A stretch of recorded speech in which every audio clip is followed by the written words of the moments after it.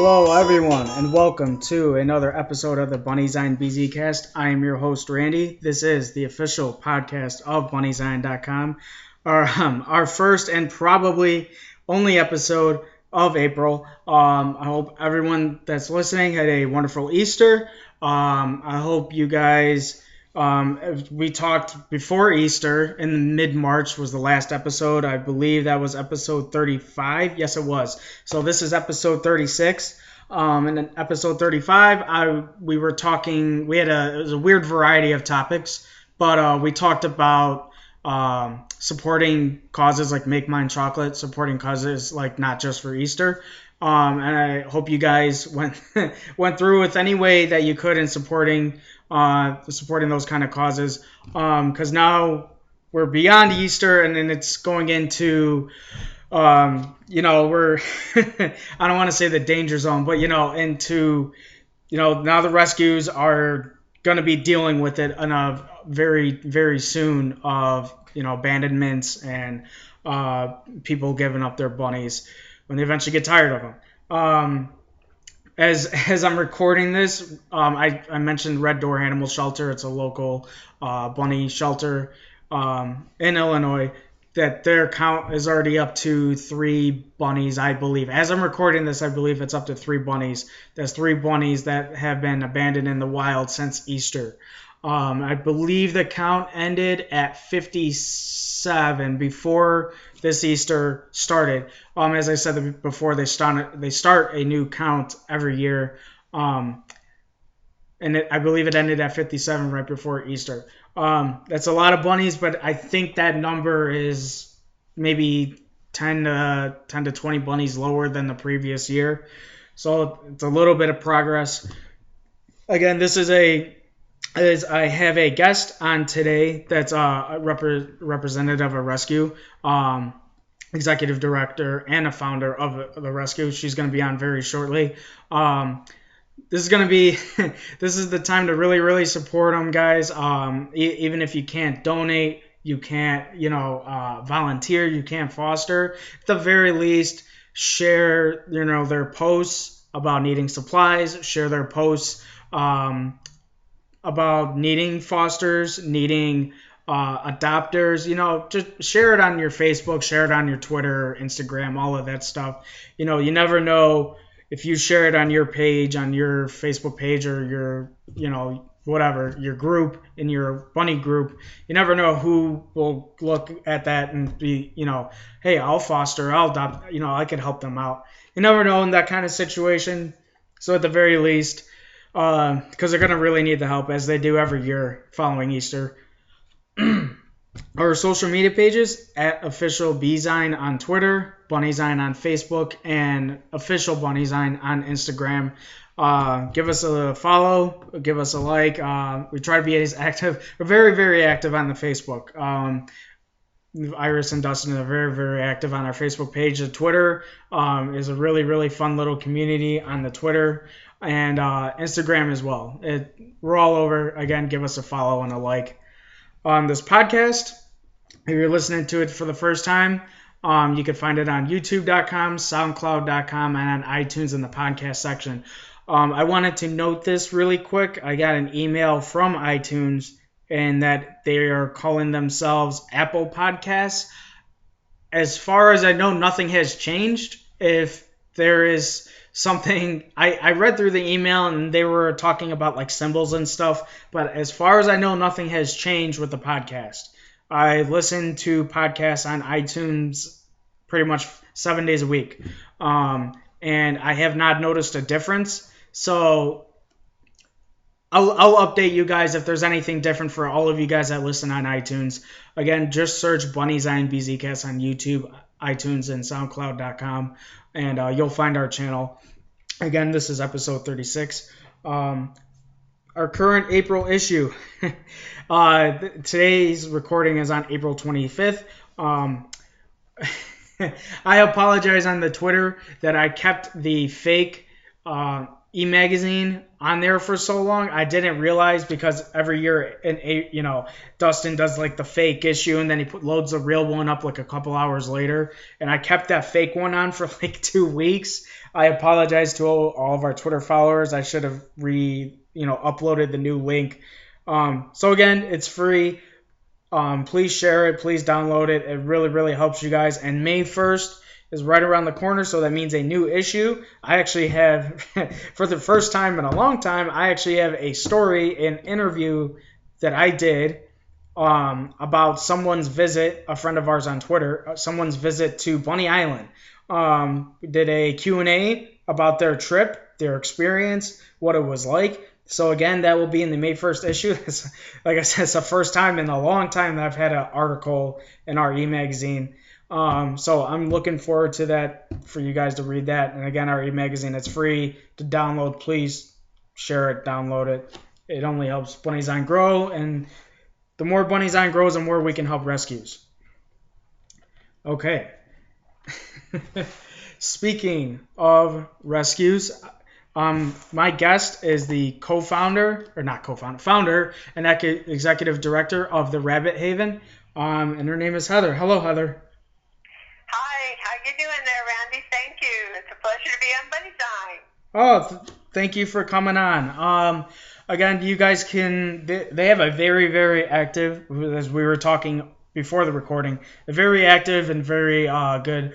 They're very good Twitter follow. I believe it's at the Rabbit Haven on Twitter. Make sure you guys give them a follow if you're on Twitter. Okay, Heather. Again, my name is Heather Bechtel. I'm the executive director of the Rabbit Haven. Mm-hmm. We were founded way back in 1987, and we were founded to provide a safe haven for rabbits, so we could rescue rabbits, and a safe haven where people could come in and learn and be educated and become responsible rabbit owners. And we found out a long time ago that there was very little information available, so we made ourselves available to gather all that data, to get it out, to bring up a website, and to provide a lot of rescue information, help with our shelters, help with our community, and educational services for our community at large, which is in the Greater Bay Area of Northern California. We're actually located in the beautiful beach area of Santa Cruz, California. Awesome.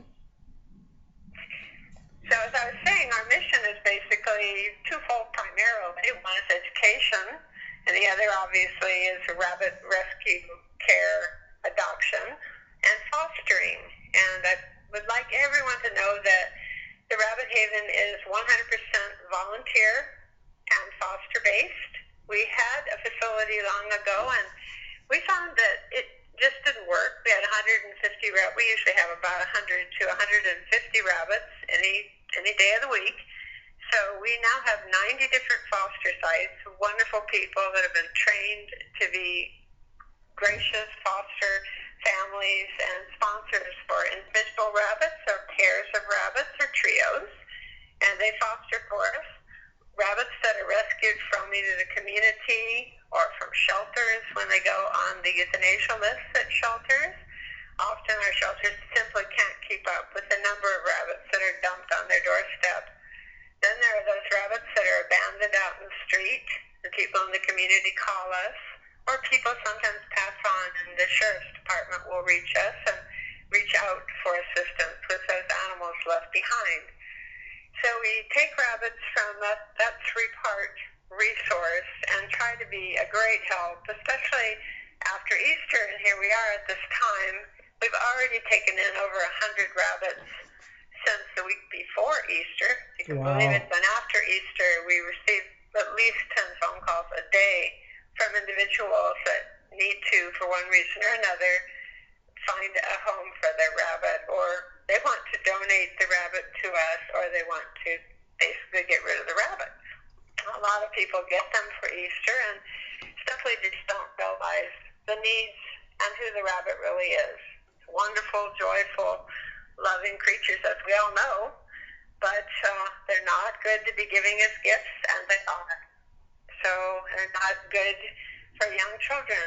that they're still given to young children for Easter. So Yep. we have our hands full. That is a lot. That is a lot of rabbits. 100 since. It's a lot of rabbits, and we take in over 750 rabbits per year, and yet this period of time around Easter, now all of a sudden also around Christmas, it's another gift-giving period. Yeah. We find our heaviest influx of rabbits coming in that really need our help. I'm sorry to hear that. That's so many rabbits that it's crazy. You know what's really interesting, and it's like a weird side subject, and I had a conversation with the person on Twitter, not Twitter, on Facebook. It was just my own Facebook profile, and I had a conversation, and it didn't really go anywhere. And there's bad bunny situations all over the country. But I always find so many high volume situations in California. I can't put a finger on it of why, but they come situations in California come across all the time on Facebook, and every once in a while on Twitter, and I, where it's 50 to 100, and then, right. and I'm always that goes on out here. We do have a plethora of backyard breeders here. Okay. People who produce animals for resale. And they do that often. They sell out of flea markets, and they sell out of their backyards, in parking lots, out of the back of their cars. And in addition, we do have quite a number, you're right, of large-scale rescues, of which Rabbit Haven has helped. Moreland Rescue, we took in 150, 160, I've forgotten the exact number right now, rabbits from that large rescue. We were most recently involved in a rescue down in Monterey County where they had 47, and the one before that was 53. So you're right, there are a lot of large-scale rescues. So when the animal control gets involved, it's basically during a time where someone's reported that individual, and that they're basically being shut down, which makes me happy. Yes. Because at least those poor rabbits can get to safety. If you take a look at my website, therabbithaven.org, you can see some pictures in our news archives of the various rescues we've been involved with, and some of them in cages only, like a foot tall, all chicken wire, and they're just all crammed together. And we get them, and they're just a mess, as you can imagine. They've never had anything, barely enough to eat, barely enough water, and it's similar to puppy mills, but I just think it's pretty horrific. They might have 20 or 30 rabbits in one long chicken wire cage, on the ground, and nothing underneath them but chicken wire. Very sad situations, and we can help those rabbits. It really is costly. A lot of them are injured, as you could imagine, nutritionally depleted. One of the things that we do here at the Haven is make sure that all of our rescued rabbits get to see a veterinarian and that they get proper veterinary care, and bless our contributors, because it's just for their grace and their giving donations to us. We're able to actually fund, primarily through our community, and then small grants, enough money to pay for the veterinarian care that's needed, and of course, spay-neuter services. Of course. I don't know if I mentioned this, but maybe I should give you somewhat of a silver lining if I can move all the way to the rescue end and the adoption phase.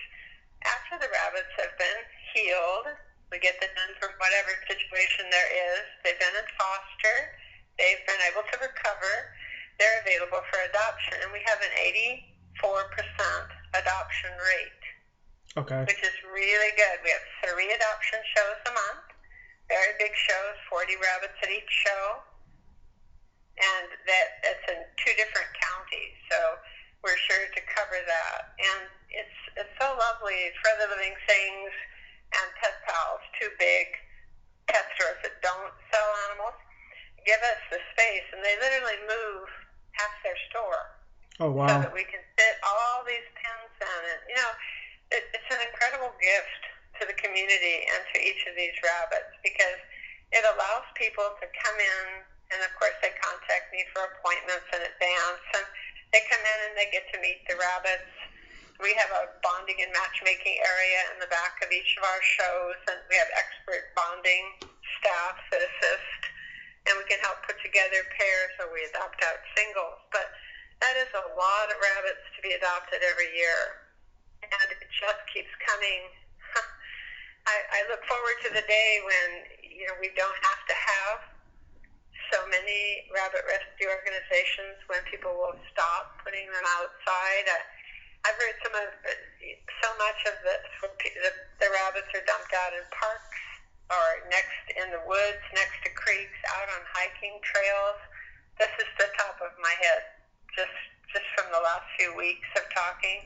Mm-hmm. I was riding my bike and I saw this rabbit jump down the trail. That's one. Or, I came across a house and the neighbors moved out with left the rabbits in their backyard. Wow. Very, very sad situations, and worse. Yeah, and worse. I have a little bunny I'm caring for right now. His name is Rustin, and we're in the middle of a big fundraising campaign for him. I'm desperately trying to save his leg. He was dragged, and I don't know how, but it's a drag injury. He had lost braided skin, and part of his front leg was damaged, but that's healed. His back leg we're really battling to save, so he's already lost half of his foot. And we are going to keep working on it. I'm trying real hard. I really would like to help him save his leg in the back, because that will be important to him. Although tripods do well too, I'd still like to give him every fighting chance. But it's very expensive. And we don't mind. For each of our rabbits, we'll go to the wall as far as we can to help them get well. And our community of people that follow us on Facebook and on Twitter, these are incredible people. They really give right from their heart. And we seem to be able to make those bills. My last one just yesterday was $1,800. Oh, wow. That was just one vet bill. So it can be very expensive. It's certainly worthwhile, though. Of course. I love doing what I'm doing. Real quick. Now that you were on partially on the subject of like donation, where would just a simple explanation of where people can donate to the Rabbit Haven on the website? Oh, sure. There's a little link right on the website. It says donate, and it'll take them right to a little. Click on it, and it takes it, and it gives you a choice: PayPal, or you can do a check, and it gives you an address to send it to. And we make it very easy. And people come into shows sometimes, to our adoption shows, which are right on the calendar on the home page. Okay. And we also announce our shows on Facebook all the time, the Rabbit Haven, on Facebook, and also on Twitter. Tish does a good job of posting Twitter, and Ray Akamoto does an excellent job of posting our Facebook to keep everybody up to date. So sometimes people just drop off donations there. Kids are amazing. Kids hold birthday parties instead of gifts.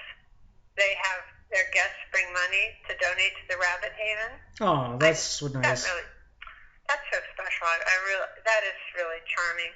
And Christmas, which was helpful, and even this Easter, we started a little idea. Instead of Easter baskets and chocolate even, or plush, although please do that instead of really giving people a rabbit. But they have been donating money in lieu of an Easter basket. Okay. And the children really are starting this, and they are going out in their community places at school. They're having little tables, they have bake sales, and basically they're giving people a brochure, letting the other students know, and then they gather donations and bring them into our show, which it's remarkable. I think starting young, it really does help. I'm talking about 8, 9, 10-year-old kids. Wow. Pretty incredible. Yeah. And then their parents and friends, somehow we're reaching them, and people who have rabbits and know how special they are appreciate, what it takes to keep them well and get them well. So we put out posts like my big French Lop, my little 13-pound girl. she's really struggling, but she's really doing better. We're able to save her leg and save her back, was all cut up, and she was really in bad shape when she came in, and she's getting better now. Pretty soon she'll be up for adoption. Wow. That's good. That's really good to hear. So anybody that wants to see any of our special needs bunnies, we usually post on Facebook, and we have a special needs section on our web, and we are looking for another web admin person right now. We need some catch-up time to get everything caught up to date. We spent so much time post-Easter rescuing, providing medical care, and the supportive services that these abandoned animals need, that sometimes we fall back a little bit on our web posting. So if there's any web admin people listening, call me. You heard people. Are you going to give them my number at the end? They can have my number. Oh, no. All over my web, all over the web. I work from 11 a.m. in the morning until 8 p.m. at night. That's Monday through Sunday. And the only time you're going to have to get me on my cell is either Saturday or Sunday at adoption shows. Okay. So I'm very reachable and very happy to help or to receive help. And we're actually a community-based program that's run by community people. And just a reminder, we're 100% volunteer. Of course. Everybody. So, except we do have to pay the vets. Yeah. And I have to commend them, though. I tell you, they give me 30 to 50% discounts there. There's an incredible group of people that I'm fortunate enough to have working on behalf of the rabbit's health as well, that are professionals. And it costs money for those sutures. Of course. Yeah. No, and the anesthesia, the neuters, so a lot goes on in rabbit rescue. No, believe me, I know nothing on that large of a scale, but I've got two, so I know their costs. You do. Yeah, I wanted to mention that at our adoption shows, I just kind of covered that very briefly, that we have a full service agency at our adoption shows. Anytime a person comes in, we have nail trims, we have grooming, we have home health check demonstrations so that people can learn how to take care of their rabbits. Okay. We have a little retail section out front where you can buy special made products for your rabbit, like the new iPod, which is created by Kayomi, and it's a holding tool that's used for allowing you to pick up and hold a rabbit that might otherwise be a little fidgety. Okay. And blankets and floor covers and all sorts of beautiful things that make a rabbit's life soft and happy. So, and then we also have well-maintained bunny health education classes. In addition, we have bunny hop programs, and these are things that you can check out on our Facebook, and I really hope you will. And everything's open to the public, and we're always, by the way, looking for volunteers. We need fosters. We need volunteers of all kinds to do so many things. Awesome. That's anything we can do to help. So people that are listening, if you're in the California area, reach out to the Rabbit Haven and see what you can do to help. And that's, of course, anyone listening about their local rescue as well. You know, like I was saying before I brought Heather on, anything you can do to help, they really, really appreciate it. Yes, and I just resonate with you on that. If you're close by, check out who is your local rabbit rescue and help them. And sure, if you're in my area, by HRS, Contra Costa Rabbit Rescue, wherever you are, you can always lend a hand. Usually, rescue groups, we're always looking for volunteers to help us foster, and we provide training. At the Rabbit Haven, if you want to foster, we offer the X-Pen that the bunny lives in, a floor cover, their litter box, food, water dishes, and many other organizations will do that too. Okay. So we make it easy for you just to offer support. and love for the rabbit while we do our job, which is getting them well and getting them adopted. Awesome. I had quick little story. I had Brian of the Sweet Bunny Project on not that long ago, and We love Brian. yes, I've seen his work for a very long time, and I was very happy to bring him on. That was just a couple episodes ago. I don't remember the number, 32, 33 maybe. It wasn't that long ago. And we were talking. This was amazing. Did you listen to that episode? I didn't, but I want to say that Brian kindly helped us design a T-shirt called Yes. Super Bun T-shirt. Yes. And he helped the Rabbit Haven rabbits earn $3,800 Yes. through the creation of his wonderful design that we put on T-shirts and anything anybody wanted through the booster program. So he is one amazing person. Yes, and okay, I know I'm gonna spoil this part for you, but it was just too cool of a moment because this is gonna go into like a related subject, but when I had him on, he did not know how like long it or how much money you guys had raised from it. So when I had him on, he literally like went on to his computer or laptop and he was blown away by how much money was raised. And he did. It's such a cute shirt. Have you seen the design? Oh yeah. We were Adorable. our Twitter account was retweeting it at official BZine, and it was really neat. And Super Bun saves the brown bunny. It was really neat, and he's used that character Super Bun in his work before. And it's always very adorable. He was very sweet. He helped pay for Carisha's. Sadly, she had to have a leg amputation. Okay. And quite a lot of complications. So that's what his design of the T-shirt paid for.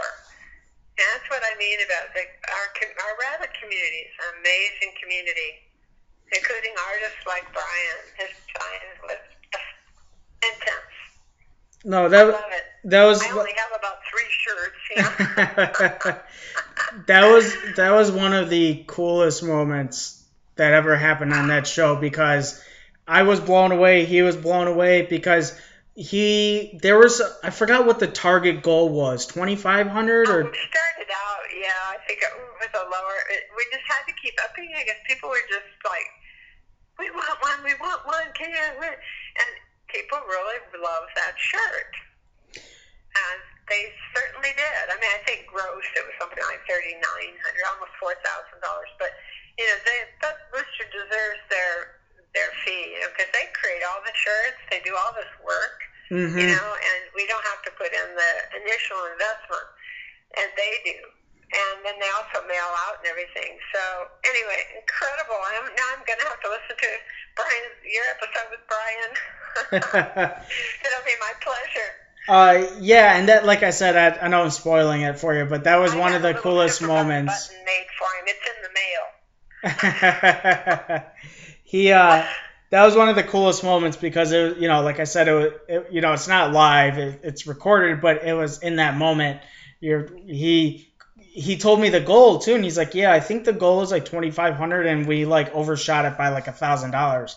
I'm like, "What?" And then he was like super shocked, and then like you said, the total went up like another $400. So, that was very sweet. And this is basically this is one of our fundraising aspects, and just from his kindness. I mean, everyone has their gift, and that's his.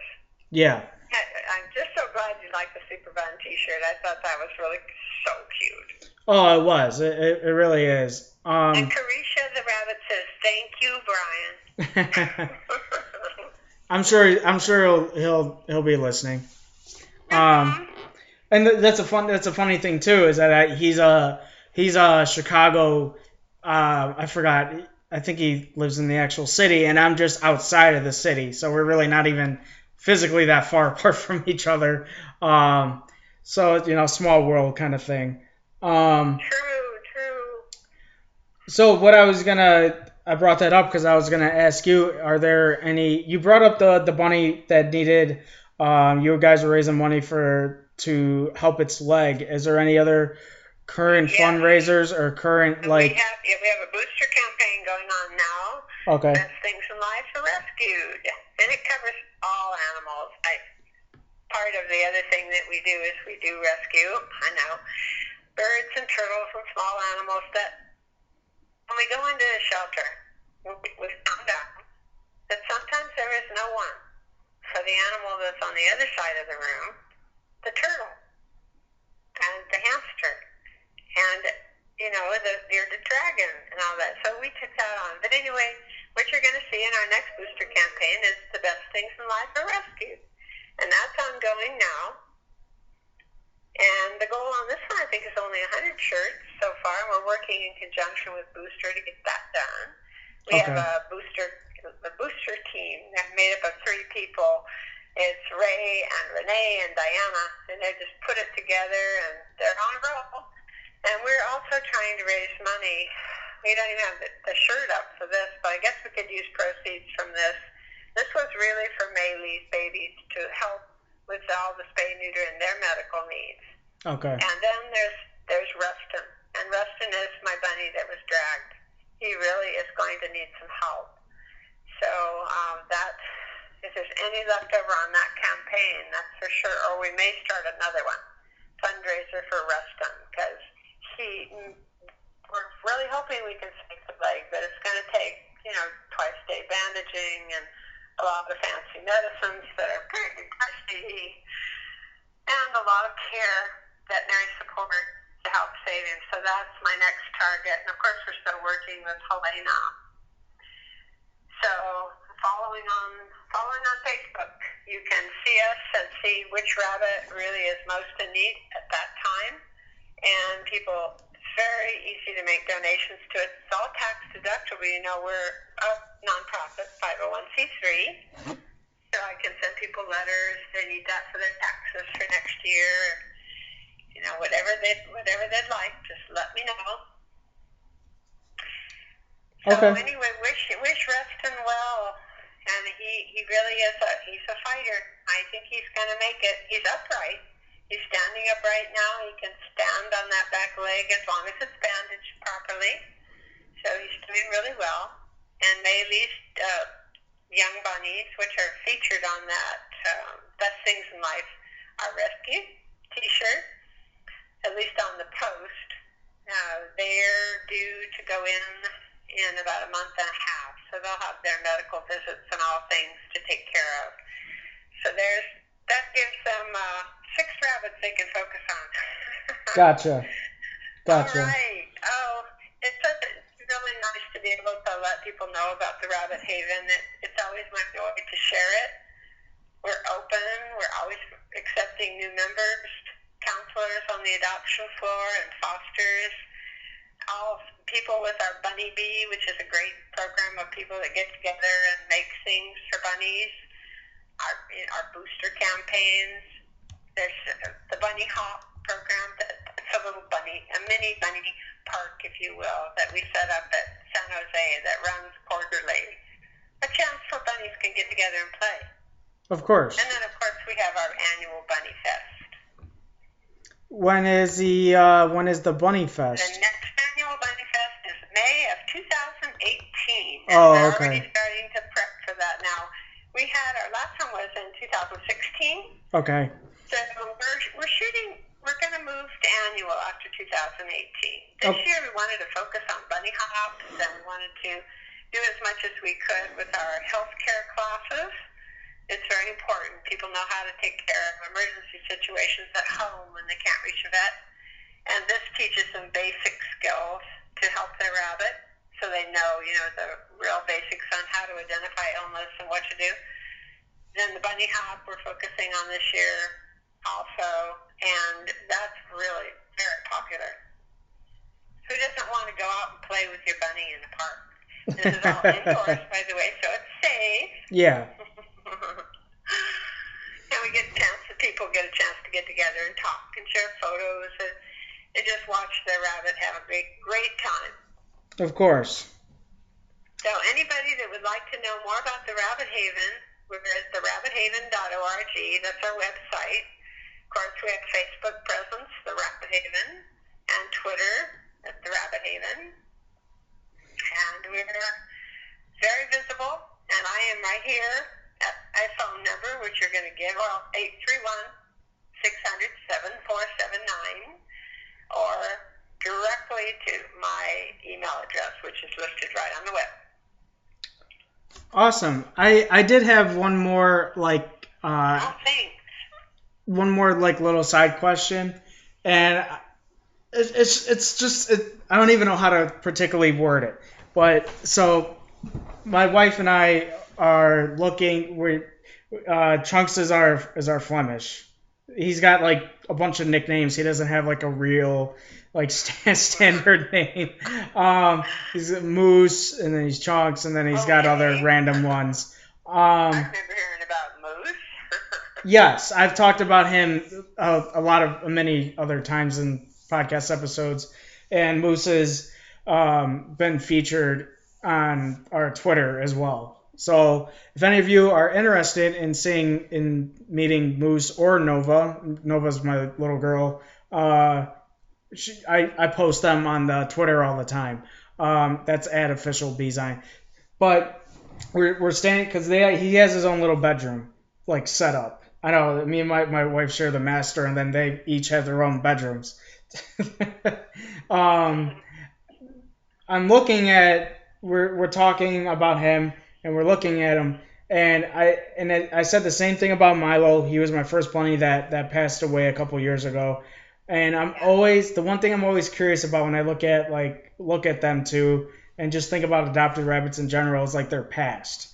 And I wasn't sure how exactly to word this to someone in rescue, but I always find that such like a fascinating, like intriguing thing. It's like where, because sometimes if someone gives up a rabbit, they might give the rescue some detail. How the age as a guess, where they bought them or where they adopted them from, did they buy them from a breeder, blah blah blah. But like with each of these two, there was like no information like at all. I think Nova was a stray and Chunks was given up. Yeah. So like I said, I'm not really sure how to word this, and I apologize, but how does that process break down in rescue when you guys take in maybe someone that's giving up a bunny? I know there's like no information to obtain when you bring in one that's abandoned. That's correct. But when you bring in one or when someone says I can't take care of it anymore for whatever reason, what kind of information is obtained? Well, I have a rather long surrender form if it's coming from a member of the community. Okay. Some of the information I ask for is the name of any vet that they've seen. Okay. I ask them directly where they got it, and I'm real open. I put flea market, pet store, what was the name of the pet store, and all this. I try to gather as much data as I can regarding that rabbit. That's kept in our ASM database, that literal piece of paper. And we'll actually go and check with the vet that they put down, because we do ask for the vet name and their phone number or email or address, something, so we can look them up. And we will check and make sure. We do ask for spay-neuter certificates or that information, whatever they have. That can be sometimes a bill or something, if they spayed or neutered the rabbit or not, microchip information, if they've done that or not. If they got it from a shelter, that helps, because then I can trace to the shelter where they got it from. Okay. So we do ask a lot of very specific questions. You can imagine it's an 8.5 by 11 sheet of paper with questions. And I try to elicit as much information as I possibly can from them so that I can convey that to the new adopter, and so we can have it for what we need when we take the rabbit to the vet. Gotcha. And that really helps. From the vet helps me. If they've made a mistake or some information's not correct, and that happens sometimes.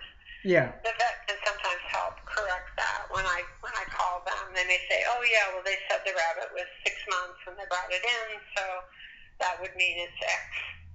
Now, if the ones that are surrendered to shelters or that are abandoned in the street, we really have no idea how old they are, except by their look and appearance and general.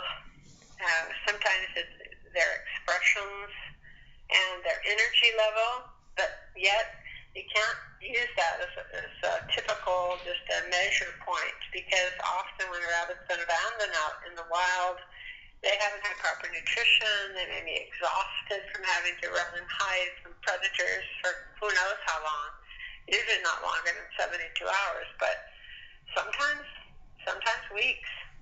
Yeah.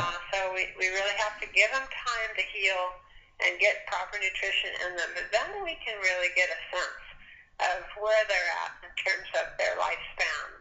Okay. And we can be reasonable. And their teeth, we look at their teeth, and then we obviously look at their genitalia.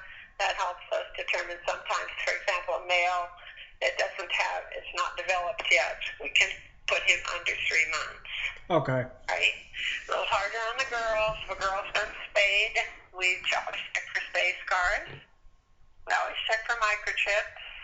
So we do our very best. And it's so important to do this because you as an adopter, for example, you want to know as much as you can know, so you can share that with your vet. And we share all that information except, of course, the surrendering person's name and phone number and all that with the new adopter. Of course. So they have what we have. And anything from our vet, we share with the new adopter. Oh, my goodness. And that's a hard one. I really wish that people would stop it, but they really do leave them. They just leave them when they go and they move, and they leave them in the house, or they leave them in the backyard. They leave them with people that take care of them, don't come back. Yeah. And it's just so traumatic for the rabbit. And sometimes it means their life. It's predation is horrible. The funny, not funny, but like the coincidence between like Milo and Chunks is they're both like brown Flemishes, and they have like similar appearances. Milo was like bigger, but they also kind of coincidence between the two of them was I got Milo from a person like who this person was, for all accounts that how do I word this? Not judged, but as I talked to online and talked to over the phone, he was genuine in that they couldn't keep the rabbit due to his daughter's allergy to the rabbit. My favorite, that's usually the next word. Yes. And okay. And I did go to the home. It was to adopt, but I did go to the home, and they did have other animals, and that's what he was telling me. He says, like, this was for my daughter. I don't remember the age at the time, maybe 10, 11, and he's like, he's telling me over the phone, he's like, I have a dog. The one kid has a hamster, the one kid has a dog, the one kid has a cat, and out of everything, my one daughter is allergic to the bunny. We bring him in the house, and her skin is flaring up and all, blah blah blah. And the same thing with Chunks, except he was brought into a shelter, and that was like the only information. He was around a year old, and he was given up due to allergy reasons. Yeah, it's one of those common complaints. It's really tough. Even when I give people a very, very comprehensive how to avoid allergies, how to test for it, it really ends up not being the real reason. Sadly. It's just a reason. Yeah. I can definitely see that as an excuse. People are giving up their animals, and that means all of them, is loss of housing in California. Yeah. And that's a reason I can understand. That and death in the family. Those are the two ones that kind of... Yeah. It's just, I I hear a lot of phone calls, people saying, "Oh, I have a rabbit to donate to you." We've had the rabbit 2 weeks, and it's just more work than we thought. I got the rabbit for my daughter. She doesn't like it. Or the famous one, which you just said, "Oh, our family's allergic." And so there they go. It's really unfortunate. Yeah, I mean, it's one of those things where I'll truly never know. And I don't have the person's like contact information anymore. It was like a weird you website. You have the rabbit now, though, right? Well, yeah, it was Milo. Milo had, Milo. He passed away in 2014. So, but good. I'm sorry. That's a good life. Yeah. I got to spend it with you. Yeah, it was very, very well, and that was another. It's funny because I did a podcast episode about him, and if anyone's been listening for a while, they know about it. I think it's episode 9 or 10. It's like in the first 10 episodes, and it's 100% like dedicated to him, and because if you would have told me, or like anyone would have told me, hey Randy, you're gonna be working with a website for on the side for fun. It's not even really work. It's just I see it as something fun and helpful to do. But if someone told me I would be doing this like 4 or 5 years ago, I would have just laughed. You know what I mean? And then Milo came into the picture and like changed all of that. So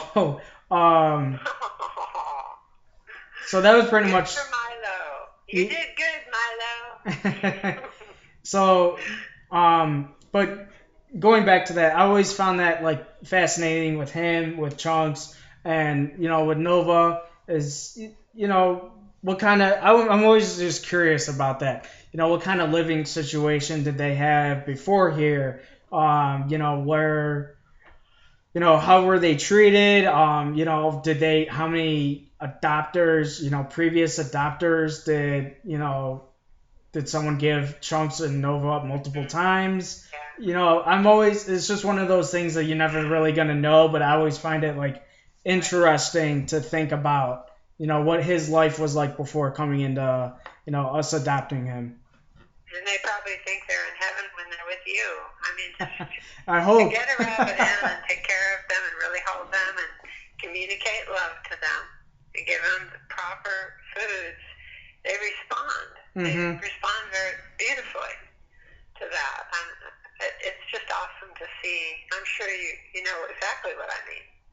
And my first bunny like that was Bernie, and he's one of the reasons I founded the Rabbit Haven. And he taught me so much. And so I went from a finance director to also doing the Rabbit Haven, founding it and directing it. And I've done it ever since. So important. Similar reason, it's really needed for people like us to be out there and continuing to educate the public about how magnificent these animals really are. Of course. And it helps. Hey, Randy, I wanted to mention something before I forget, and our time is up. The Rabbit Haven is just introducing a new program, a new something. Okay. And it is called our Rabbit Haven membership program. Okay. And it's really cool. And we have some community partners involved with us on this. So we have a membership program now. Okay. And it's $25 a year. You can contact me about that. And it gives them discounts on all Rabbit Haven bunny meat products, and get a quarterly newsletter. And they get discounts from bunny-friendly vendors like Binky Bunny, Busy Bunny, Sherwood, places like that. And of course, knowing that they're helping the Rabbit Haven every time they look at that card. So that's new, and that's going to be announced probably on Facebook coming up at the end of the month. Awesome. Just holding the business card. Oops, I forgot to tell him about that. Awesome. That's very, very cool. I myself, as like a representative of Bunnyzine, am a national HRS member. Oh yes, so am I. So I completely get it. Society is an amazing organization. I work hand in hand with them. We're rescue partners. Of course. They're totally amazing. Yes, they do. They do really, really great work. As we were talking before the show, I've had Ann on before, and I've had like email conversations with Ann, and she's always been like really, really awesome to talk to. She's really great, and they have a really good website also. That yes. .org website. I really like that. Yes. Do a plug for that website. No matter where you're coming from, you can find something that you have a question you have answered right there. Yes. I like that. I always. I'm here on the phone, and they've got that website. Yes. And between the two of us, I think we can hopefully help. And of course, then you have a really great, awesome chapter there too. Yes. Yes, we do. We have a very, very good one. Hey, I don't suppose you need another Flemish, do you? You know what's funny? For Helena, she'll get well. That's the thing is when Milo passed away, there was like none here in Illinois, and there was also at that time my fiance and I's like life, it was kind of, there was like it was an odd living situation, and then we were in the process of looking for a home, we were in the process of getting married, so like we basically had to, oh thank you, we had to kind of hold off the adoption process up until everything settled, but up till that point I was always checking like Pet Finder, and looking, I would type in Flemish, I was always looking at like bunny pages in particular, like, for local rescues, just looking to see what bunnies they had. But I was always curious. I would type it in every once in a while, Flemish Giant, and nothing would ever come up. And I was just always, and then I would look at like Save a Bunny, and, they have like like a plethora of like Flemishes that they put on their Facebook page all the time. And I'm just like, I don't know, it's so weird. And the interesting thing too with Chunks, when it came to that rescue, they're primarily known for having like a lot of dogs, but they have a little room for bunnies and hamsters, and maybe there's like a bird or two in there. And I talked to the person at the desk and behind the counter, and she told me that's maybe the second Flemish I've ever seen, and I've been here 10 years. And I'm like, wow, really? And she's like, we have so many in California. I haven't seen one quite. I have Dumbledore, which you may have seen in my web, and he was the one that he had all the different infections on his feet. Some idiot housed him on chicken wire. All his feet were totally infected. He's all better. He's getting better. Chest wall infection's gone. All his feet are all fine. He's doing great. And then there's Helena. Helena's bigger than Dumbledore. Now that's saying something. She's a 13-pound girl. Gotcha. Yeah, Milo. Long hair, beautiful long lashes. There is a. I'll just send you her picture. Of course, there's a very just different personality. It's not. I'm not gonna say better, because Nova is my little girl who's like 6 pounds and she's tiny. Right. We have to put the earplugs on and not let them listen to the podcast then. No, I don't play favorites over anyone, and I don't think either one is better than. Friend is 1.5 pounds. Okay. And she's a tiny little lionhead amputee. Aw. He loves her. Aw. Well, we're fair now. These two don't get along, so. Oh. Yeah. Yes. One gets frustrated with the other. Maybe you need a little. Well, sometimes they just won't. Sometimes they won't. It's okay. Because Nova was here first, and then a couple months later, Chunks was adopted. So I think it was almost like a territorial kind of thing. But yeah, those are a bunch of little side stories about Chunks and Nova. But good to hear. It's very good to hear. But yeah, that's always a weird situation. Is that like, I literally had typed in like Flemish and within whatever 25 miles, and he was like the only one. He was listed as a girl when he was a boy. Yeah, exactly. My goodness, how'd they miss that? Yeah, it's a like I said, it's a rescue that deals primarily with dogs, and like I said, they have like what they call like an exotic room for bunnies.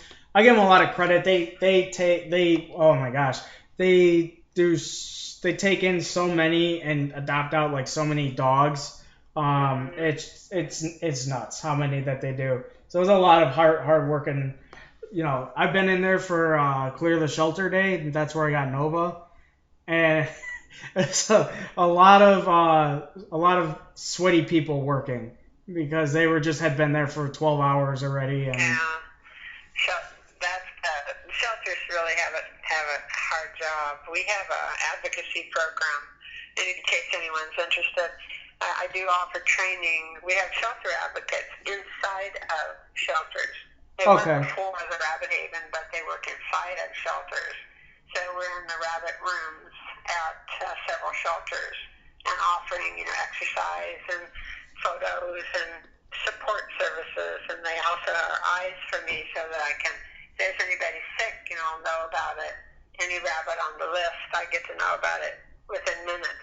Okay. It's really very helpful. So rabbit advocates are pretty wonderful. So anybody wanting to volunteer at their local shelter, volunteer. Of course. You can get trained by your local rabbit rescue volunteer there and at the shelter, maybe. Yeah, they really are. They're pretty well swamped. Yeah, it's a lot of hard working people there at all the shelters and rescues. Turtles, everything. Yes, at all the shelters and rescues. Again, Heather, not again, but I really, really thank you for coming on. We had a lot of interesting and fun conversation, and you informed us not a lot, but gave us a lot of information about the Rabbit Haven. I look forward to seeing the new membership information being dropped on Facebook and Twitter. Again, like them on Facebook, follow them on Twitter at the Rabbit Haven. Again, they're very active in the things they do on their social media pages. So stay tuned to that, especially if you're in the California area. Check them out for adoption, foster, if you can donate, or if you can volunteer. All of that is definitely appreciated by all rescues. I appreciate that. Thank you, Randy. I really appreciate it. It was a pleasure to be on with you. Thank you, Heather. Thank you for coming on. Take care. Bye-bye. Bye-bye. Again, I would like to thank Heather of the Rabbit Haven. She is, again, the founder and executive director of the Rabbit Haven. And that's been a question I've been wanting to ask for a while, but again, I didn't really know how to word it without directly asking about their abandonment taken, like how that's handled. But I always find that so curious. I don't know if you guys listening ever wondered about that, but I'll literally be looking in the trunks room and I'm just wondering, how many other families did he live with? How long was he in a shelter? How long? Because shelters and rescues sometimes have very little information to work with, so they have very little information outside of what they've learned, and they already know to give you. So I'm always curious about that, what his life was like before. I don't know if that's something you guys ever thought about, but I think about it from time to time when it comes to Chunks and Nova. There's a time on the show where I'm losing my voice. Heather did a lot of talking and very, very detailed talking about the Rabbit Haven and all their work. And again, make sure you guys check them out. They're awesome. They're wonderful. Again, our social media pages, Bunnyzine on Facebook, at Official BZine on Twitter, and Official Bunnyzine on Instagram. Make sure you guys give us a like and a follow. Don't forget our current April issue.